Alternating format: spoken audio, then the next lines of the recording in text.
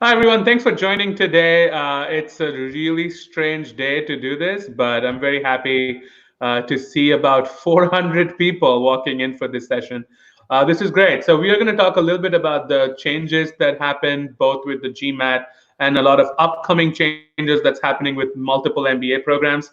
We have a lot of people with us here today. We have Maria from Applicant Lab. We're going to ask her a lot of MBA type questions. We have Charles on GMAT Ninja back in popular demand. I've not seen him on the YouTube channel, but hopefully this gets him more with us as we do more GMAT sessions on the channel. We also have Nikhil. Nikhil is taking the GRE and the GMAT. We're going to try to ask him some of the questions around the GRE and GMAT Online and all of that stuff. And I'm sure Vic, I'm a second-year student at the Michigan Law School of Business. But if you don't know my face by now, you should see more videos on our YouTube channel. Awesome. So I'm going to spend the next 5 minutes to just summarize some of the changes that we are seeing on the GMAT MBA scene. I hope you enjoyed our thumbnail, which has somebody writing on the scratch pad, because that's not what you will be doing if you choose to take the GMAT Online. So a bunch of things were clarified yesterday when GMAC, that's the parent organization which builds the test. They did a session with test takers yesterday. They also did a session with everyone today, which sort of crashed a little bit. So they couldn't really go past the 20-30 minute mark. So I got some slides off of those. So hopefully this will be helpful. The GMAT Online is a new system that costs $200 and lets you take the GMAT from the comfort or the discomfort of your own home. There will be a live proctor who will be watching you, but the basic structure remains the same. You'll still have the same section. You'll be graded very similarly. And the most controversial feature is that you will not have a scratch pad. You'll have a built-in whiteboard where you can, I guess, draw or write something. But that's pretty much it. There are some issues with reporting as well. So I'm just going to go through those. By the way, the panel, feel free to stop me or say anything that you would want. That's totally fair. The check-in process is going to be the proctor who is going to be live watching you. They're going to check your surrounding. They're going to look at your environment. And then the GMAT process will stay the same, except you don't need to take the AWA on this one. And the GMAT actually talked about this a lot and fielded 2 questions around this. But in my head, I was like, who cares about the AWA? This did not help me. So maybe some people do. And then there are some security. One thing before we go on to the next one.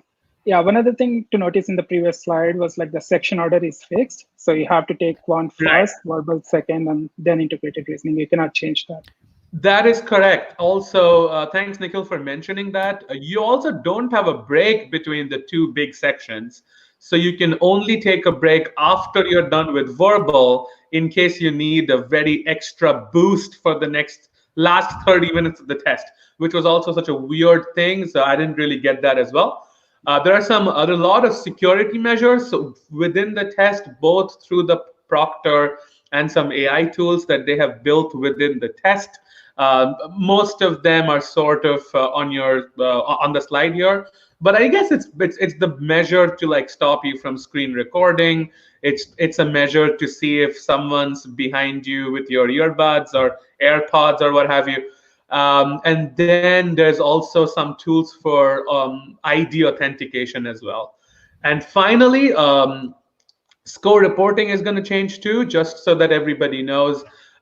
This test is not going to be a part of the GMAT limitation. So traditionally, you can only take the GMAT 5 times in a year or 8 times in your life. This test will not be counted to that, but you can only take this test once. So far officially, this test starts on April 20th and it lasts till June 15. But they did mention that that's uncertain right now. It could last longer, or maybe if you take the test in July in some countries that are still in lockdown, this could possibly be the only way to take the test. So score reporting has changed a little bit as well. Right now, you cannot do score reporting like you used to. For example, if you take the GMAT, the traditional GMAT, you choose the 5 schools at the beginning of the test, and you have the option to cancel if you did not get the score you wanted, and those scores do not get sent. But here you can only send scores after you receive the score. However, if you choose to cancel the test and cancel the score, you cannot do that without knowing how much you scored. So they will mail you the score after like 7 days. And if you, that's the only option you have. You can't with the score. Anyway, so that's pretty much it. I'm going to stop my screen sharing and take questions. And I have a feel will be a lot of them. Question first is for you. Should you even take the GMAT in these circumstances? Oh, sorry, Souvik, you were cutting out a little bit. Were you asking for somebody? Okay. Right. Yeah, no. I have a little bit of a spotty internet. I have had spotty internet for a while now. So my first question for you, Charles, was should you even take the GMAT, or what is the reason to take the GMAT between April 20 to June 15? Yeah, good question. The one, I'm going to try to be as positive as I can. I think like almost everybody watching, I'm pretty angry about the on-screen whiteboard thing, because the way human brains work, we need to write stuff. It helps our brains work. Good luck doing geometry with a mouse or doing your algebra with a keyboard. It's going to be really tough. Positives first. The really good thing is you can think of this interim GMAT as a little bit of a free shot in a sense, because it doesn't count towards your limits of 5 per year, to your limits of 8 lifetime. So in a way, there's not the downside that there normally might be. So if you're worried, for example, about, oh, schools might see the score if it goes badly, I wouldn't worry about that too much either, because you're going to do better some other time. They're going to take your best score. So I don't see a lot of downside to it other than $200 and 3 hours of your time. So in that sense, sure, if you feel like you're ready to take the GMAT now, why not? Go for it. So in that sense, sure, why not do it? I think the only other rationale for doing it, if you really feel uncomfortable with this on-screen whiteboard thing, you think this is not the format where you're going to perform well, and you have a deadline and you've got to take it by, let's say, June 1st for some reason, that's the only other reason to do it. My opinion is that for the vast majority of people, that on-screen whiteboard is going to be really, really, really tough. And I really can't think of the profile of test taker that's going to perform as well with the on-screen combination of typing their math out or trying to draw their geometry with a shaky mouse. I really can't think of the kind of student that's going to perform as well on that as they would on the normal GMAT, where they're able to write something down. So my take on it, what we're telling our students is that if you want to take a free shot, you can only take the interim GMAT once. If you want to take it, see how it goes, not put too much pressure on yourself, go for it. If you absolutely have to take it because of your deadlines, go for it. For everybody else, we're saying, look, prep as well as you possibly can, prep the way you normally would. When you feel ready, go ahead and take it. If that happens to be in the world where you have to take it online, so be it, we'll deal with it. But I think for most people, it's going to be really, really tough to perform up to your normal standards. And I've spoken to about 7 or 8 tutors, both at my company and friends at other companies, and we don't feel like even we can perform as well without being able to write things down as we normally would. And I haven't found a tutor yet who says, yes, I can be just as good without writing as I would normally. So I think unless you have a compelling reason to do it, or you just want to try it, take the free shot, I would prepare the way that you normally would and wait until the world starts to open up again. Got it. Yeah, no, I think this is definitely a crazy situation, and I'm very lucky that I am not applying to schools right now, because that would make the situation really challenging. My next question for you, Nikhil, you decided to take the GRE. You are like a fortune teller, man, because you decided to take the GRE. You made this decision like months back. What made you pick the GRE, and what do you think of your decisions now? And are you buying any stocks that I can maybe get some tips from? Yeah, I wish so. So I just want to make one thing very clear. I did not switch to GRE just because of this online exam. I have made the decision long ago, at least like 5 to 6 months before. The primary reason why I switched to GRE was, so I have given GRE before, like 6 years ago. That test score got expired and I had a pretty good experience with it. And I have given GMAT as well. I didn't get the score that I wanted. So that's why I want to try again. I go back and try the GRE again just to see, because I like the experience before. And also I like studying for the GRE verbal. I like learning words and stuff. So that is something I like. So That is the main reason I switched to GRE, not because of just the online exam.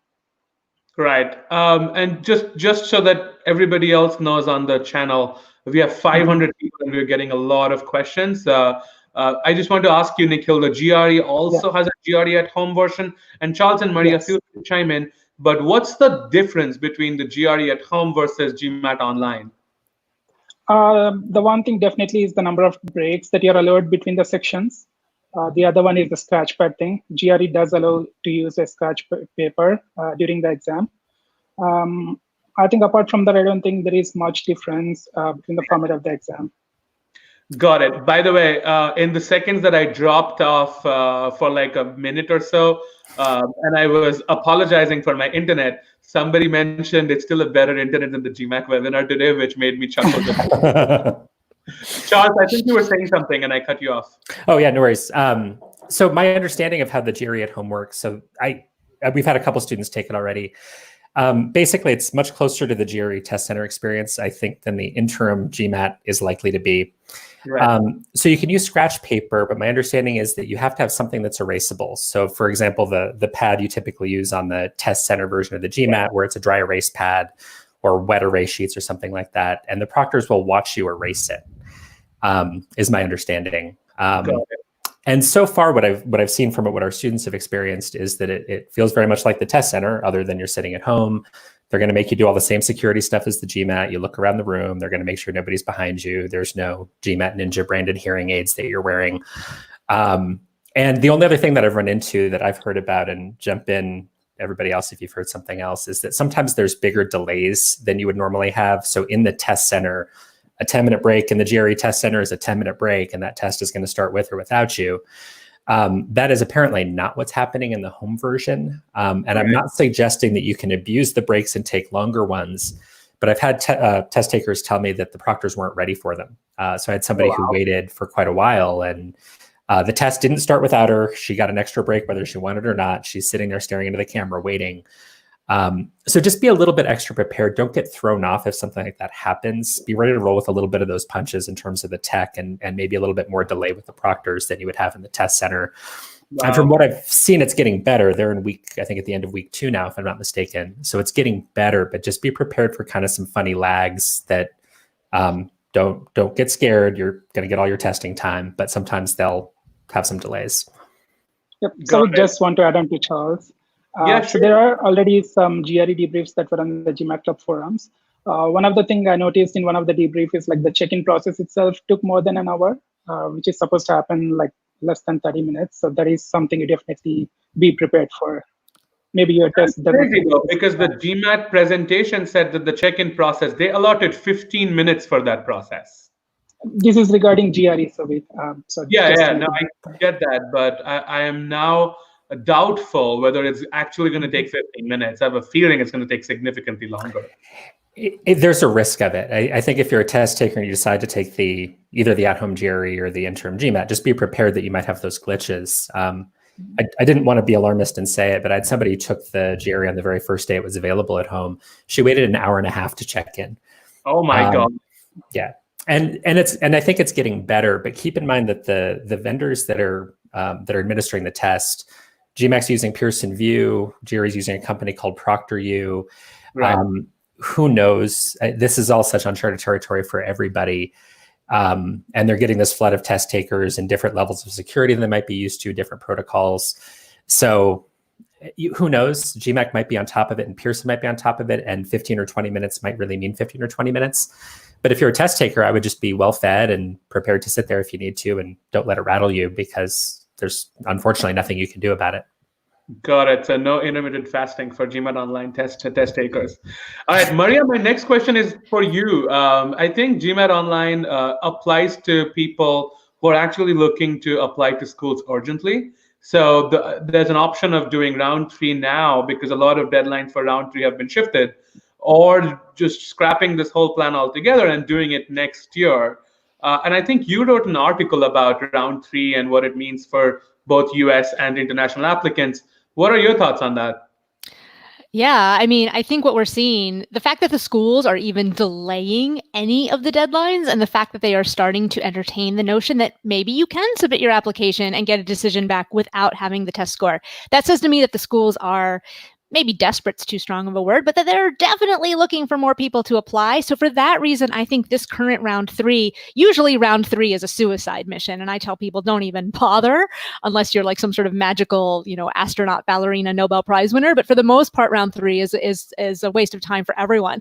This year, I think round 3 right now is going to be very promising because of that uncertainty that exists. I think there's a real opportunity for someone who is very committed to starting an MBA program in the fall. I think there's going to be a fantastic opportunity for them to get accepted and to say, you know what, maybe my first semester is going to be entirely online, but I'm cool with that because an MBA is an MBA. And so I do think that round 3 right now is more promising than it's ever been in general. And I do wonder if round 3 will be better than the upcoming round 1, only because if the COVID-19 situation continues the way it has been, if more and more people start losing their jobs, and things like that, I can't help but wonder if we're going to see a big flood of interest in round 1 that we might not normally see. So I think it's sort of like how Charles was saying that taking the GMAT right now, it's kind of like you might as well, I don't see any real downside other than the time, effort, and expense of submitting the applications. But I think the benefits, if you are ready to attend in the fall, the benefits outweigh the risks for sure. So we have a few specific questions around the MBA applications, but we're also getting flooded by GMAT questions right now. So I'm just going to pause that a little bit and maybe take some of the questions from the comment stream that we're getting. Quick logistical question: Can you tell us a little bit about surveillance and how will GMAT monitor test takers? I can answer that, but feel free to jump in, any of you in the panel. So the first thing that they will do is they will have a live proctor watching you. So somebody will watch you real time while you're taking the test, but also you will have communication with that person, both using your webcam and video and using the live chat. GMAT mentioned that they are more likely to use the live chat function than the video. However, even if you're communicating with this person, your clock is still going to tick. So it's not like even though you're saying, hey, I don't know where you are or whatever, that doesn't mean you get those seconds shaved off in your GMAT test. But Charles, Nikhil, Maria, feel free to chime in. Yeah, just to add one thing. Sorry. So one thing that many users were finding annoying is that you have to keep your hands visible to the proctor all the time. Maybe if you intentionally took your hands out of sight, they will ping you in the chat and ask you to bring them back inside. So that is something that I'm finding annoying as well. So just wanted to put it out there.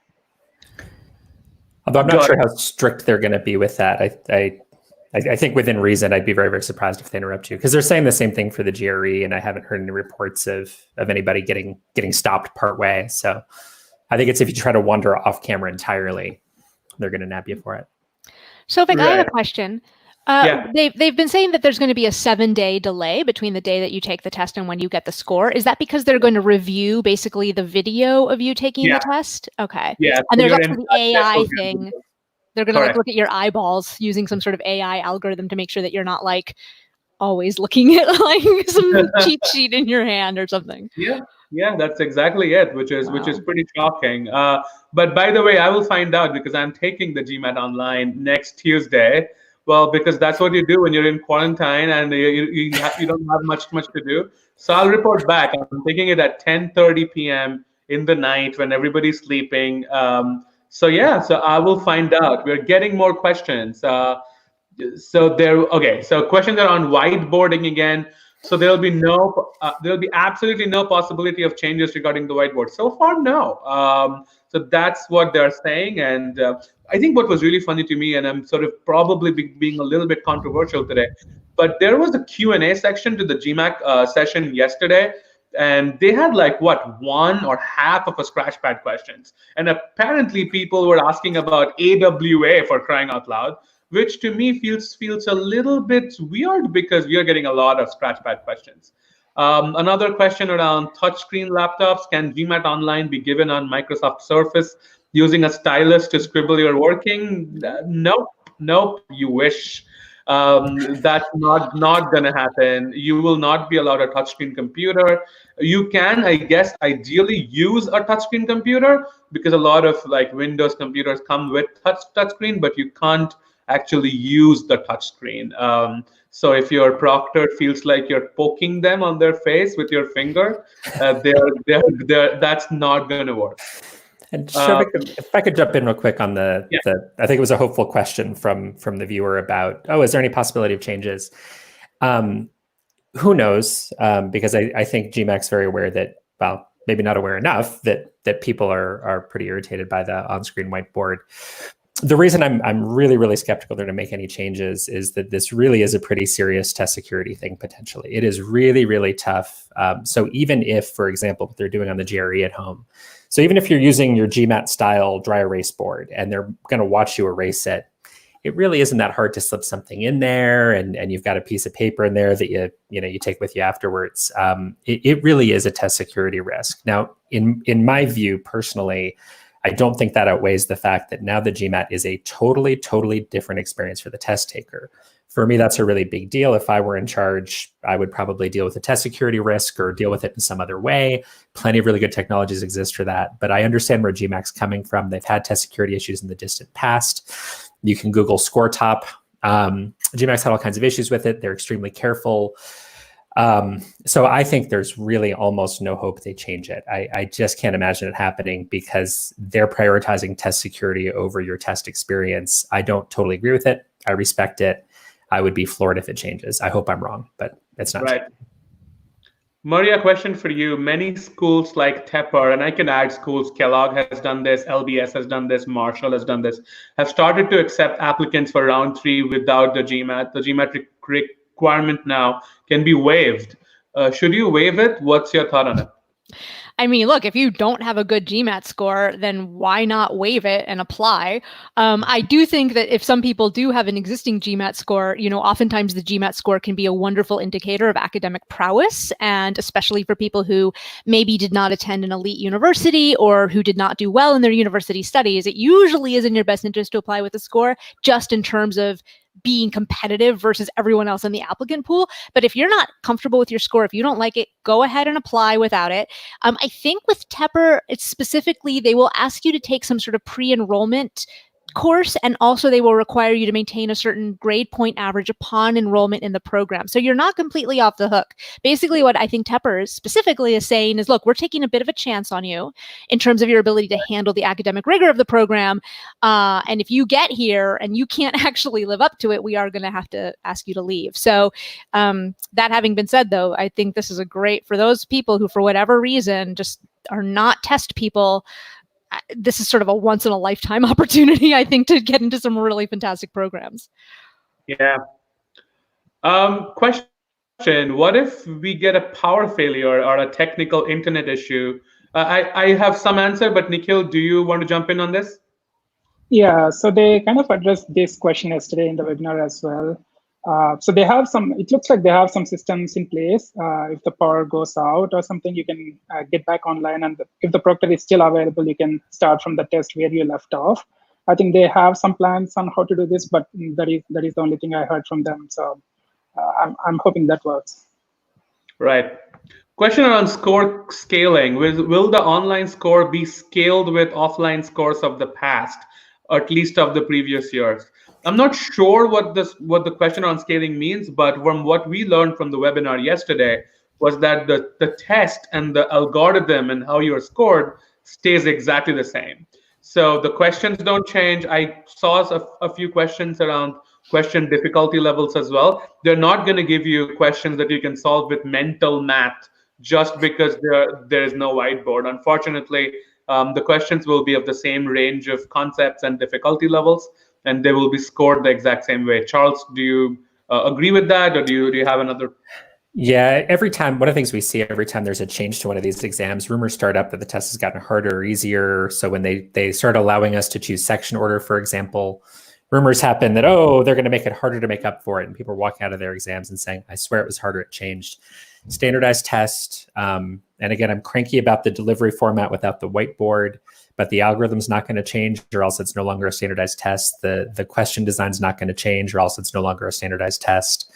So if you see any rumors about that, please ignore them. The test is not getting harder or easier. Scoring's the same, scaling's the same, percentiles are the same, for better or worse. I do wonder, though, if GMAC, maybe to try to allay some of the fear and the outcry over the lack of a scratch pad, I wonder if they would like alter their reporting a little bit, where it's like, okay, you got a 47 quant, which is whatever percentile normally, but since you took it online, they may also report an additional online percentile, because I did okay on the regular GMAT, but I think I would flop. So maybe that could be something that they could say, like, look, guys, you know, you're going to get a lower score probably, but we are going to report, compared to all the other online test takers, you actually were still within the top 90 whatever percentile. My hope is that they do something like that with the data. And in the webinar that they did for kind of the test prep and admissions consulting industry yesterday, they did leave an opening to that. They said, hey, we'll take a look at the data. Yeah. I don't want anybody to get their hopes up. I think and again, the algorithm and the questions, those are definitely not changing. But Maria, I think you're spot on. I think if sort of what a lot of us are thinking is true, that people are going to massively underperform, then offering something like a percentile that's specific to this little subset of interim GMAT test takers, I think would be a fair thing to do. The question is that something that A, GMAT is going to do? B, are we all correct about scores going down? I think so, but who knows? And then are they going to do it in time for it to be relevant? Because if their idea is that most people are taking this for these round 3, round 4 deadlines right now, right. By the time they collect that data and figure out how to report it fairly, they might just not get around to it. Although I think you're spot on. Something like that would be the fairest thing to do. But I'm skeptical that we'll get it. Sadly. Question for Maria. Maria, do you see the GRE being taken more seriously by schools next year in round 1? There's a question around converting GRE to GMAT scales as well, but I think enough schools take enough students with GRE that they have their own scale. But I'll be curious to know how you think this changes things for GRE. Yeah, I mean, I don't think this changes things for the GRE at all. I just think what's going to happen is I do think a lot more people are going to start applying with the GRE, but normally the admissions officers themselves say, look, we are, agnostic between the GRE and the GMAT. And so I think you should just take whichever one you score better on percentile wise, especially on the quant, because, business school is a quantitatively rigorous program. And so I do think that of the two, quant's a little more important. So I don't think that there's any... I don't know if this person was asking if there's a change to how the GRE will be evaluated. That I don't think there will be. And in terms of how do scores get converted, there's actually like an online ETS. I think ETS has a calculator that lets you input and see not only what it would be as a GMAT score, but they also let you see the percentiles. And I think at the end of the day, the percentile is like the easiest, to the point about standardized tests being standard, how do you score a 162 versus a 47? Well, you just look at the percentile. So, and for whatever it's worth, that score converter that you can find on the ATS website, GMAC has always been very vigorously opposed to it. And for technical reasons that would put everybody to sleep, GMAC's right about it. That score converter is not a very accurate instrument at all. I hope that if any admissions people happen to run across this webinar, please don't use it. It is horrendous. And I think Maria's correct that you hope people are kind of using the percentiles, and you hope that admissions committees, and of course they do look at everybody holistically and they take it in context instead of just shoving it into that converter that in my eyes is just not remotely accurate. Question around score reports. Nikhil, why don't you jump in on that? Do you get to see your unofficial results at the end of the online exam? I don't think so. You'll know your results only after the 7 days from the exam. So you have to wait for 7 days. No. So let's talk about cancellation a little bit. I know I touched on this when I was doing the presentation, but what's the deal with cancellation? When can you cancel? You're not allowed to cancel the score that you got for GMAT Online. It's not possible. Right. So you can cancel at the end of the test if you thought you bombed and then not get the score. But if you choose to get the score, you cannot cancel. I guess so, yeah. And let's face it, everybody's going to bomb this test. So. Not you, Souvik, though. Not you. Okay. Question for... Sorry, Charles, go ahead. My advice to people is don't. And Maria, please push back if you disagree from kind of an admissions perspective. Our advice to our students, if they're taking the online GMAT, is do not cancel. And the reason is that even though we're sitting here saying, I think people are going to underperform on it, it's really deceptive. You don't know how you're doing on the GMAT. That's one of the things on an adaptive test that messes with your mind. It can feel really, really hard to you. You think you're doing terrible, but maybe that means you're seeing the hard questions and you're doing great. You just have no idea. There's plenty of experimental questions peppered in there. My advice is don't cancel, because you never know. I have story after story after story of students over the years from back when you couldn't cancel after you see your score. Back in the day, it was like this. You could cancel before you saw your score, and if you canceled, you couldn't see it. I had somebody who got a 760, and she would have canceled her score if I didn't have her coworkers threatening her, basically. So I have so many stories like that. Oh, I was certain I bombed it. It had to be a 500, and they get something in the 700s, right? It's really deceptive. Don't cancel. I do take admissions committees, and Maria, please yell at me if you disagree, at face value when they say, we want to see your best score on your best day. Extra test scores that are not as good, I think, show persistence. I think admissions committees are going to be sympathetic to the mess that is this format of delivery. If you underperform, I don't think it hurts you. Don't cancel, please, because what if that was the day you got lucky, you got your 780? And Maria, yell at me if I'm wrong. No, I will not yell at you. I will support you completely. I think the good news is that at least if you take the online GMAT, you're showing the admissions committee, look how serious I am about getting into your school. Look at how seriously I'm taking this process. I took this hellish online exam that nobody likes just to try to impress you. And then I think if anyone does poorly, I mean, look, that's what the optional essay is for in every school. Every school gives you a chance to write a little blurb at the end that says, hey, you know, I was doing 730s on my practice test. I know that you can't believe me, and I know that I only got a 6 whatever, but you know, I was just thrown off by the inability to write anything down, which again, I just can't even believe that we're talking about this. But so you can say that, right? And so I agree. I don't think there's a huge downside to taking it. All right. Has the GMAT incorporated the online whiteboard in any of the sample mocks? Nope, not yet, at least.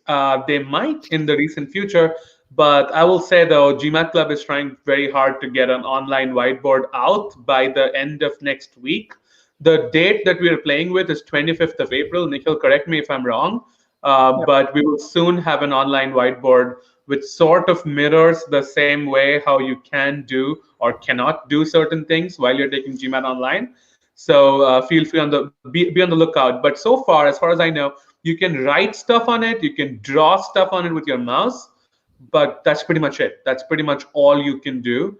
There might be more features, but we will find out. We'll definitely find out on April 24th when I take the test. But Nikhil, go ahead.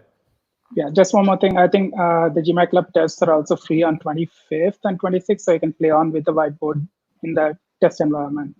Got it. I will try it, but I can't commit to doing the whiteboarding experience after actually doing it on 21st. Okay, question for the GRE, are there limited openings? You need to go to the ETS site and figure it out.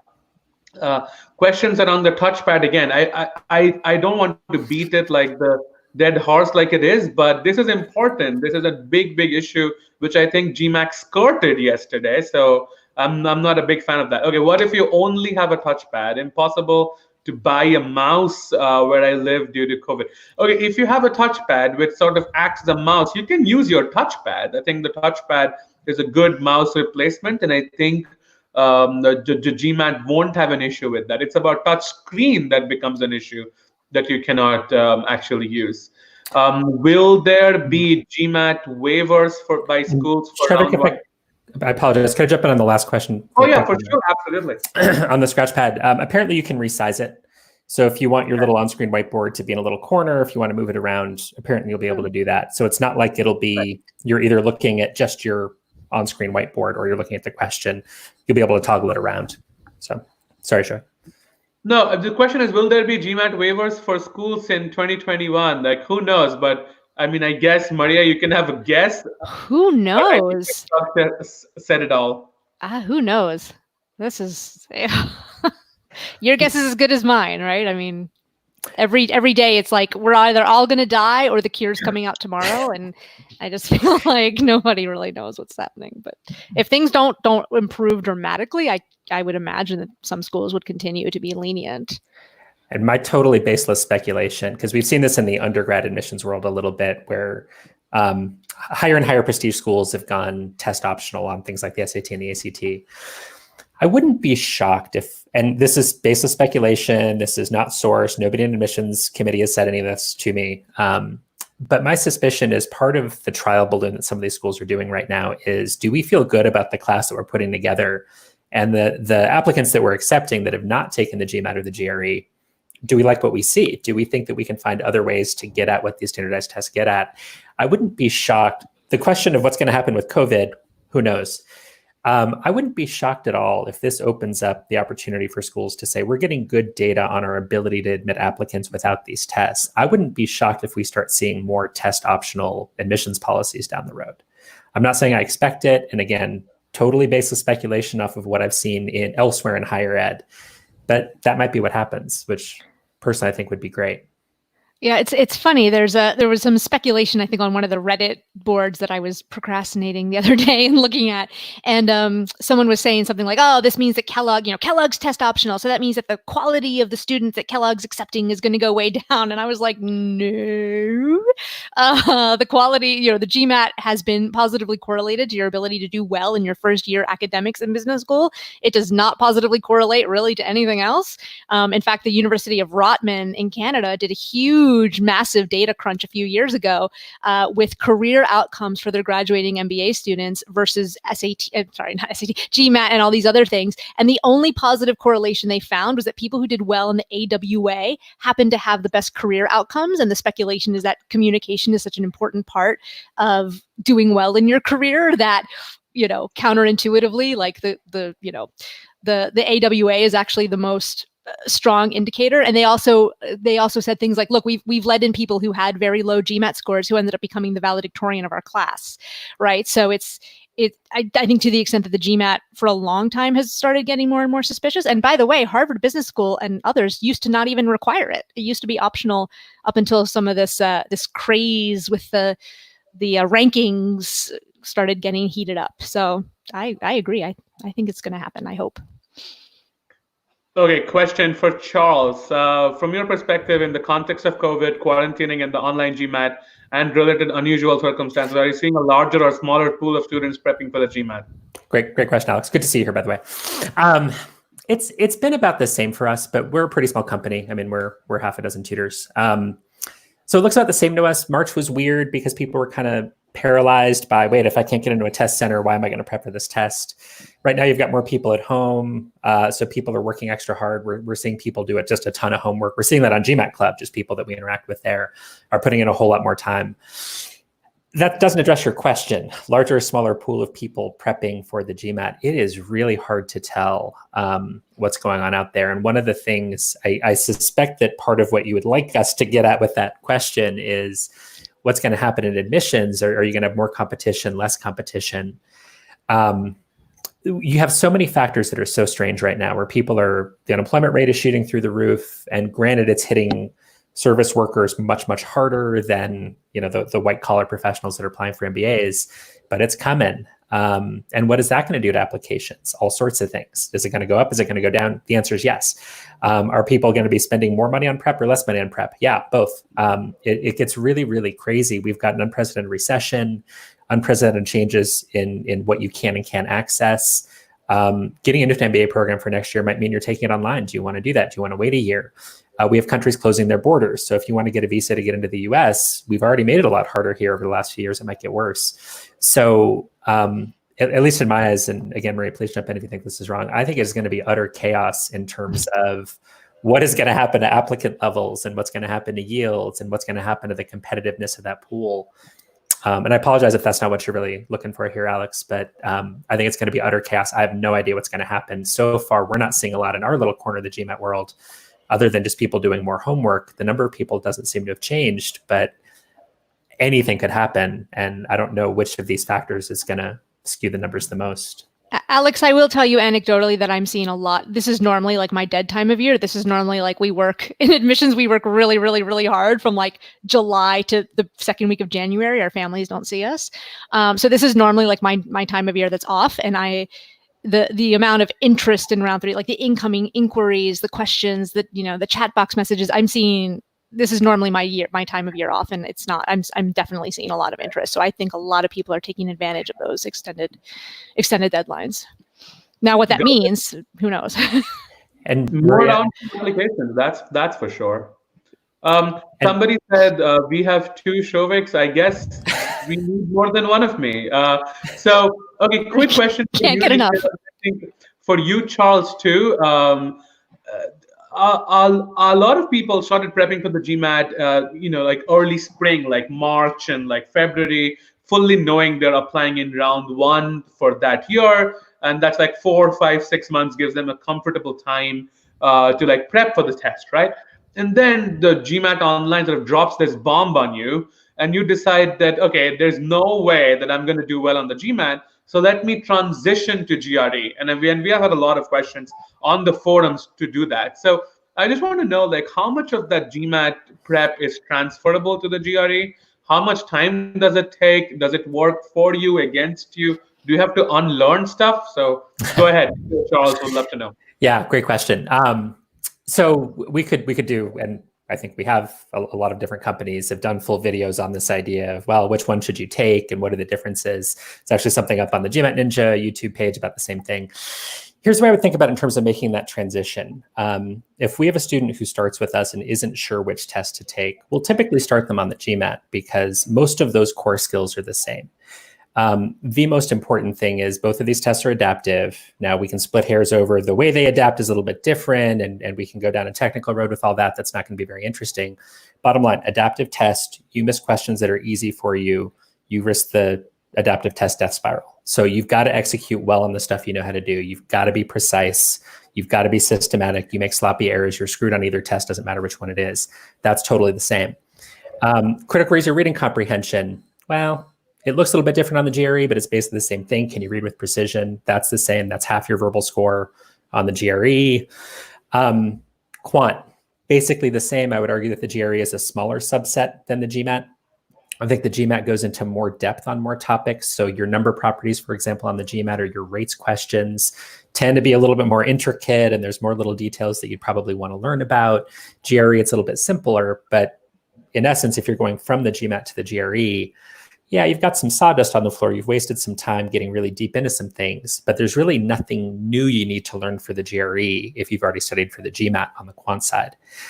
So that's a very long-winded way of saying is I think that there's some inefficiencies there. If you've already studied a ton for the GMAT, you switch to the GRE, you're going to say, well, that time I spent on sentence correction, bummer, that was a waste. The time I spent on data sufficiency, kind of a waste, but not really. It's engaging in the same sort of skills you see on quantitative comparisons on the GRE. So in that sense, a little bit of wasted time, sentence correction, data sufficiency, some of the intricacies of quant, a little bit of wasted time. But the good news is, if you studied pretty well from the GMAT, you're pretty close to being ready to go, you want to switch to the GRE, you don't have to do a whole heck of a lot to be pretty ready. The only thing that you would have to learn something about is the vocabulary-based questions, so the text completion, the sentence equivalents.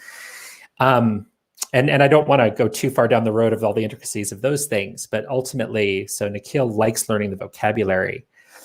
Now, in the short run, you're not going to memorize enough vocabulary words to improve your score. That's a very long-run strategy. If you're looking to take the GRE fairly quickly, let's say in the next month or two, you're not going to learn a ton of vocabulary in a month or two. So the upshot of all that is that all you're really doing, so if you're ready for the GMAT, you feel really good about it, GRE, you're getting used to the format, you take some practice tests, you get used to sort of handling those vocab questions and just how you need to think about them in terms of your process. That's it. It doesn't take you very long. For our students, typically who are in this situation, a couple weeks, that's it. Maybe 2 weeks of going from GMAT ready to GRE ready. And apologies, that was a really long answer. But if anybody has questions, super helpful. Tag me on. Super helpful. I think just real quick. Sorry, Maria. Real quick. So I mean, I think either way, people are sort of in a bad situation. And so one of the things I was speculating about yesterday is which handicap is worse: preparing for the GMAT and then having to take it without the scratch pad, or preparing for the GMAT and then having to switch gears and then hurry up and take the GRE. It sounds like you might be saying like the adaptation to the GRE might be the safer And the only exception is. So yeah, I think that adaptation from GMAT to GRE really isn't that big of a deal. I mean, we will typically run somebody through it in a couple of weeks at most. And sometimes we'll say to people, hey, you're going to do one practice test. We're going to talk about it. And as long as you didn't do anything weird managing your time or do anything really weird technique-wise in the vocabulary, you're good. You've already learned all the math. Get out of here. You know, we've done it in as little as 4 or 5 days. Wow. The exception, though, the one thing I would worry about, and this is where we get into the intricacies of certain profiles of students and what their application looks like, and if somebody really just gets annihilated by the vocabulary, and let's say that they're good at sentence correction and horrendous vocabulary-wise, that's the one really big difference, that if you're switching from the GMAT to the GRE, where in relative terms, you might see a big difference in your verbal scores. And that's not that unusual to see. But then the sort of the second order question is that drop in the verbal score going to make a big difference in terms of your application? And that's where it gets complicated, right? It just depends on the applicant. But as far as that transition time, it just doesn't take very long because there's no new math. And the formatting on the GRE is a little bit easier. Time management is easier because you've got a block of 20 questions. You can skip stuff, come back to it. So for our students, when in doubt, we're sending them the GRE right now because you can take it as many times as you want to, or up to your limit of 5. I think for a lot of applicants right now, it's the better bet. There's exceptions, but. Thank you. That's great. So we just want to touch upon the question that's on the screen. I think in my case, I literally spent 0 time in order to move to GRE Quant because it's more or less the same for me. So I did not spend any time with the Quant at all. Right. But coming to verbal, the only thing I'm spending time is on learning the vocabulary and nothing else, because the RC is always there on the GMAT, so you can literally transfer those skills onto GRE as well. So one other thing I'm finding it easy is you can eliminate a lot of options just by knowing whether it's a positive connotation or a negative connotation. You don't need to really know the meaning of the word exactly. So that's one other thing you can definitely try to use. But since I have time anyway, I can take the exam in the next couple of months. I'm starting to learn vocabulary just to be well prepared for the exam. Got it. This makes me want to take the GRE at home as well. So maybe I will. Questions around using headphones. Also, by the way, we're sort of nearing the end of the session. We could go for 2 hours and there'll be questions coming in, but I know we all have lives to lead. Can we use headphones connected to the computer so GMAT can check if you're cheating for noise canceling purposes? Can we speak out loud during the exam? Reading questions, talking to ourselves. Nikhil, Charles, you guys want to take that? So I can answer the latter part of the question. I don't think you're allowed to speak or shout anything during the exam. I don't know. Maybe the proctor will interrupt you and ask you to keep quiet or anything. I don't know. I'm just guessing now. The first one, I'm not really sure. I think you are not supposed to use the headphones. Is that correct? Yeah. You can't use headphones. I also think I think it's feasible to talk to yourself if you're sort of like logically thinking out loud. But I think as long as you don't yell stuff at the proctor or like curse at him or her, I think you might be good. Okay, getting more questions. We are only here for 10 more minutes, and then we're gonna take some parting thoughts too. But GMAT Club, is there a possibility to introduce Scratchpad, which is visible for the blah, blah, blah? Yeah, it is possible. GMAT Club's working on it. April 25th is when we plan to release it. So be on the lookout for that. Oh, somebody is asking. I think it was a slightly different question. Yeah. I think the person was asking, like, could we, do you think GMAT would allow us to like write things on a piece of paper and then like hold it up like on an easel of some sort, which I don't. No, it's the same answer we gave before, that I wish, but I'd be very, very surprised. It's possible, but very, very surprised if they let you do that. I mean, in theory, what's the risk here? I've got a whiteboard behind me. Don't be jealous. In theory, I could take the test this way and I don't see any real security risk, but I understand why they're doing it that way, and I'd be shocked if they change. Where is BB? He's right here. You just can't see him. He is very good at being incognito. He's Question also a ninja. for you, question for you, Charles. From your perspective, do you think it's a good idea to go for a one-year MBA at this time when the economy all around is going down like anything? What is the scope of ROI according to you? Maria, I'm going to ask you the same question as well. So, Charles, why don't you go ahead first? Boy, I know it's going to be totally unsatisfying, and Maria might have a much better answer to this than I do, but it is such mayhem right now. We have no idea. Is this, I read a lot of economic news for fun. Is this a V-shaped recession? Is this a wheelbarrow-shaped kind of depression thingy? Is this a disaster? What's the job market like after a year? What's the job market like after 2 years? I have no idea. I wish I had a better answer than that, but it would be even more baseless speculation than a lot of the things I've already said today. Maria, I hope you have better ideas than I do. I do not. I do think that a one-year MBA, I think it depends when you're planning on enrolling. If you're planning on enrolling in the fall for a one-year MBA and you're really, really counting on getting, let's say you're an international student and you're really counting on getting that, US job placement, I would be a little bit concerned that we would not be out of the woods completely by next summer, by next, June of 2021. I do think that a lot of the, Fauci et al. And all of those guys are saying that if there is a vaccine that's going to come soon, it would be within the next 12 to 18 months. So I feel much more comfortable with someone enrolling this fall in a 2-year program, graduating in 2022.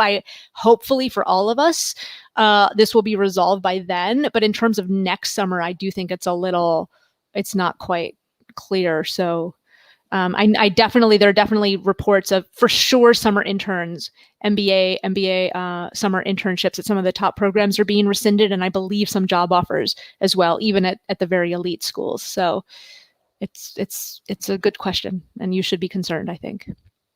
Got it. We are getting some non-topical questions as well. Things like how much should my GMAT be for this specific school? We are not going to take them for this session if we're going to leaving this for this whole mayhem, but we're going to come with profile evaluations early next week and also end of this week. So stay tuned to the channel. This is a good idea for me to ask everyone to leave a like on this video. That helps us reach more people. YouTube algorithms are very weirdly strange. So do what Maria and Charles are doing. Leave us a like. Also subscribe to the GMAT Club channel. It helps us. It helps you to get notified when a live video is up. Maria is going to join us next Friday for our video, so stay tuned for that. And also, I would totally welcome everybody to go to Charles' website and harass him so that he spends more time with us. So just getting into a few more questions before we close out in 5 more minutes.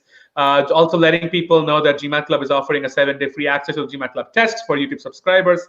Check the link on the screen right now and get 7 days free tests, I guess. And if you get it after 27th, it will also come with a GMAT Online as Whiteboard. Quick question, previous score. What about the candidates who have just... Okay, good question. What about people who just started with their GMAT prep, right? And now there's the option of score waiving and GMAT Online. How does this change the way you prep for the test at all? Now, do you prep so that you don't have to use a scratch pad? Is that a new muscle that you want to build? What do you do now?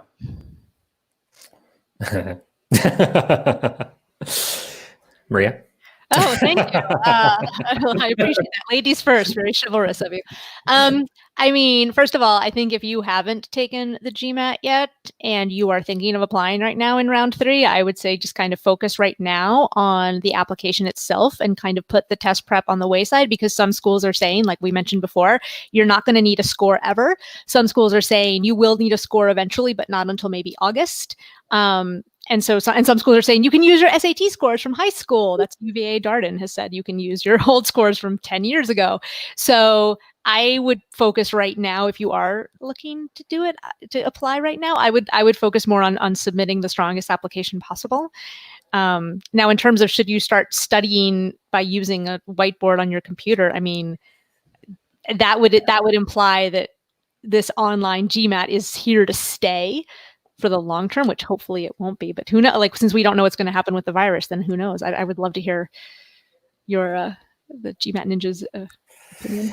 Yeah, I wish I had a better answer to this too. I mean, we're still trying to sort through just the idea of, well, how much should you be practicing with the whiteboard? I think in terms of admissions, look, I mean, if you're in a situation where right now you're doing your GMAT prep practice test the way you normally would, and let's say that you think you need a 700 for your target programs, and you're crushing 760s on your practice test, nice problem to have.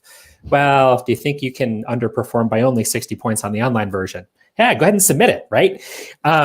So if you already think you have some room to spare, go ahead and take it. Can't hurt, right? And again, I think Maria and I were both saying earlier that I think showing schools that you're dedicated, when in doubt, go ahead and take it, even if you're not totally prepared. There's really just not a lot of downside to it. As far as the question of do you practice with an online whiteboard, I don't really know the answer to that, partly because I don't know that there's one available yet that really mimics what's happening on the test. I think we'll have one in about a week at GMAT Club.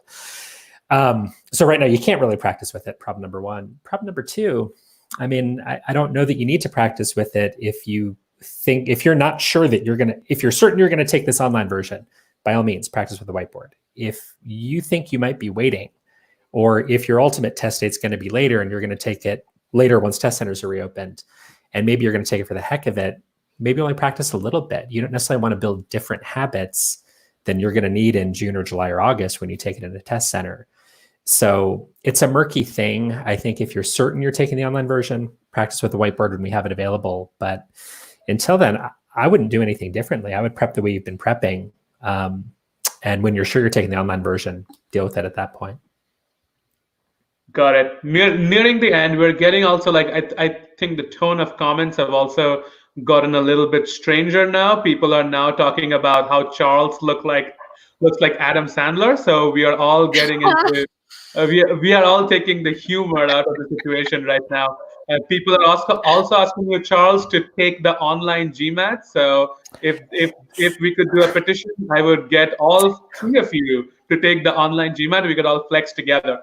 But before we go, if you have any parting thoughts, go ahead. Nikhil, let's start with you. Do you have anything that you want to leave the 500 people who are watching? Sure. So one suggestion is just don't convert to GRE just because of these online GMAT. So test both the exams before, know your strengths, and then only choose the exam. So that's, I find it easy to transfer the skills from GMAT to GRE. Personally, the quant was nothing for me. I did not spend any time on GRE quant at all. I just used whatever I had on. So the only thing I am preparing for now is the verbal part. So that's the main difference that I have observed. One other question I just want to quickly answer. Some people were asking who is Gunuvel. No, I am not Gunuvel. We can only wish to be Gunuvel. So I'm not Gunuvel. You wish, Nikhil. What about you, Charles? Probably the biggest piece of advice is don't overreact to all this. The world is going to go back to normal at some point. Don't know when, don't know how, don't know what new normal will look like. Don't overreact. Don't switch tests reactively. Don't switch your application plans reactively. I realize that some people are in positions where you have to do radical things to your timeline because you were planning to apply in this round.